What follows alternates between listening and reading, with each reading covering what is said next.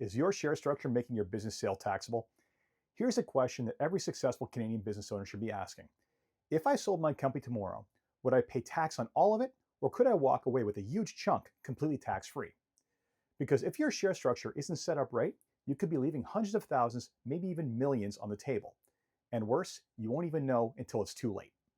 I'm Jason Pereira, Senior Partner and Financial Planner at Woodgate Financial, and I'm going to break down one of the most powerful tax planning tools available to Canadian business owners, the Lifetime Capital Gains Exemption, or LCGE, and how poor planning can blow it up entirely.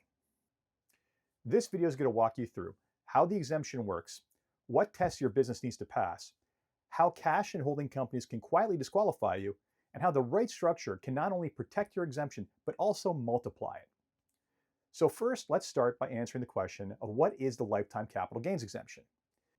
If you sell shares of a qualified small business corporation in Canada, you may be eligible to claim the exemption, which as of 2025 is as much as $1.25 million in capital gains completely tax-free. And every year, that amount is increased as it's indexed to inflation. That means that the value of the shares in your company have increased by at least $1.25 million. You qualify for potential tax savings of $300,000 to $347,000 in tax as of 2025. And that's just the beginning. If your spouse and kids are also shareholders, you can multiply these exemptions across your entire family. One quick note before I go any further. For fishing and farming businesses, these rules are completely different and a lot more generous.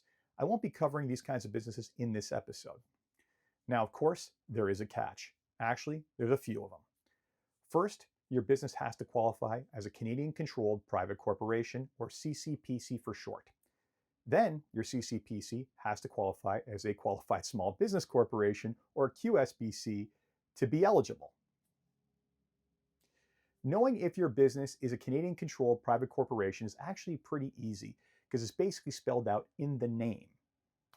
The first test is that your business must be incorporated. Sole proprietorships and partnerships do not qualify. Second, your business must be Canadian, meaning it's a resident of Canada. That means not only registered in Canada, but also capital management and decision-making must take place in Canada. That also means that it can't be controlled by corporations that wouldn't qualify as CCPCs, like foreign private corporations or publicly traded companies. Lastly, it must be private, meaning that it cannot be publicly listed on any stock exchange. If your business is a CCPC, then it also has to be a qualified small business corporation, or QSBC for short, at the time of sale. In order to qualify, your corporation has to pass 3 tests. Fail even one of these, and the Canada Revenue Agency can deny your exemption. So let's break it down. The first test is the shareholding test. This one's simple enough.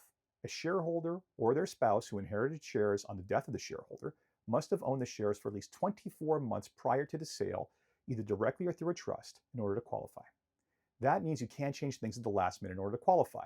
This is why it's really important to set up the right structure long before you might need it. The second test is known as the active business asset test.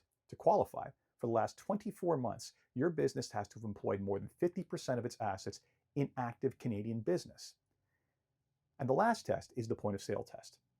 At the exact moment of sale, 90% or more of the company's assets must be employed in active Canadian business.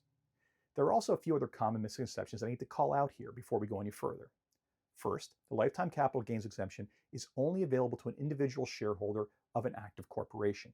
What that means is, in simple terms, that the shares of your business must be sold by a person, either directly or by way of a trust. You can't claim the exemption if your holding company sells the shares because your holding company isn't a person. If your holding company owns the operating company, then you will need to sell both the holding and the operating company shares in order to qualify. Second, the sale has to be a share sale. Businesses will often get purchased by way of asset sale, where they sell the assets but not the shares of the corporation. This kind of sale does not qualify.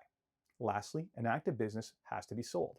This means the company has to actually be doing business, selling products or services, and not just investing on behalf of shareholders.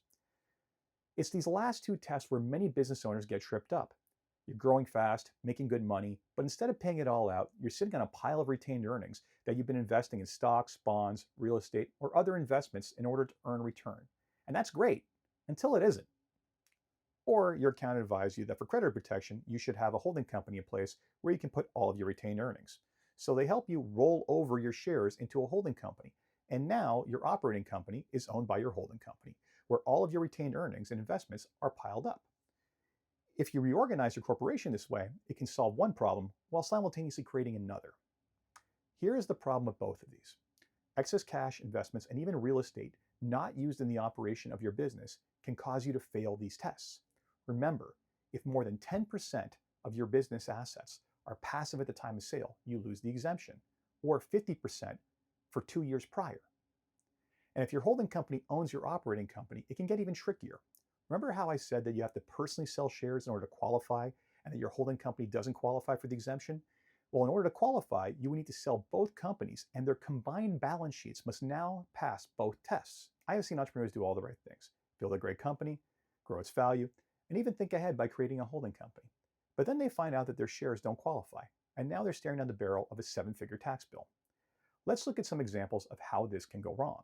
Let's say you're ready to sell your business for $2 million, but you also have $2.5 million of investments in the same company, and it's been there for the last 2 years. Now your corporation's total value is $4.5 million, and you're offside for the 50% rule. Or let's say your operating company is worth $2 million and is owned by your holding company, which is owned by you directly. And that holding company owns $500,000 in investments. Well, in this example, you pass the 24-month test, but you fail the 10% test at the time of sale. And as a reminder, it has to be you who sells those shares, not your holding company. Now that we've gone over the test you need to pass to qualify, let's go over how you can plan for success. There's no one perfect corporate structure that fits everyone, because what's right for you depends a lot on your business, your goals, your family, and your current situation. But here's what you should consider. 1, review your corporate structure. Sit down with your financial planner, your accountant, and your lawyer, and make sure what you have is organized in a proper way to make sure you're taking advantage of the exemption at any time. Like I said, you have to do this in advance of the sale, at least 24 months. Otherwise, you won't qualify. So it's best to be ready before the time comes. 2, separate passive and active assets. Don't mix operating cash and investment assets. Use your holdco wisely, but don't let it jeopardize your opco's status. And make sure you set up in a structure where your holding company is sitting off to the side with your investments, not jeopardizing your ability to pass the 2 tests in the event of you selling your active business. 3, purify your corporation regularly. Once you have the right corporate structure in place, dividend excess cash from your operating company to your holding company. This is called a purification strategy, and if done properly, it's a tax-free transfer.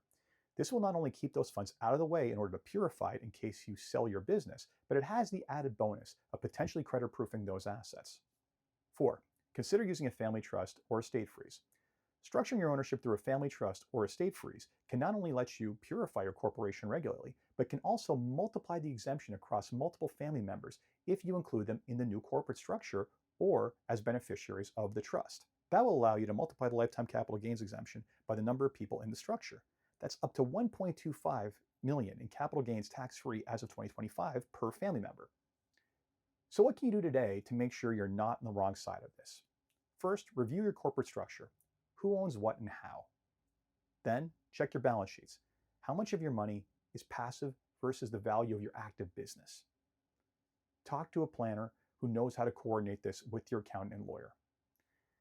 Consider freezing shares and bring other family members into the structure through a trust or directly.